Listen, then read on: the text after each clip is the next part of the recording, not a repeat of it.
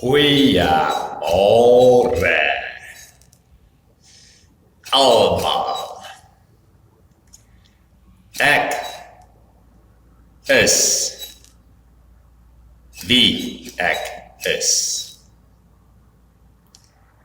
Julle gaan almal dieselfde pad loop as die klomp wat tussen Kuruman en Katu langs die pad dood gery is. Julle wat aan die plaasboer se skape gevat het.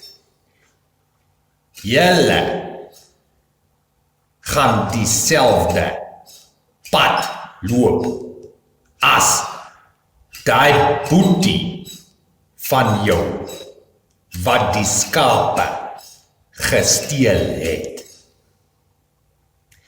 Julle moet luister vir die boer. Die boer sê, jaag die China uit die land uit.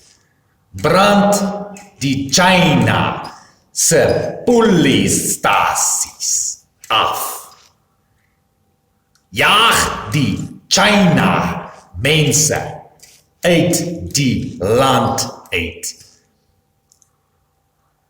Die China mense vat julle mense en eet hulle.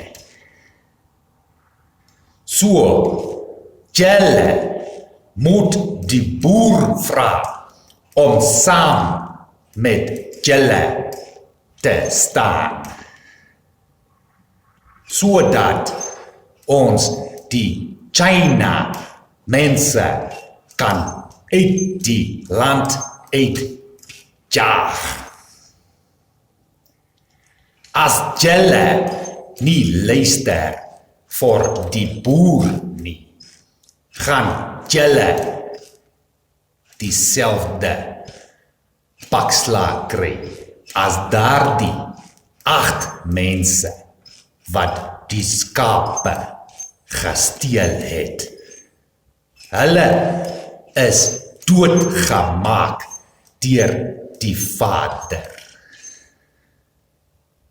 Gaan julle luister.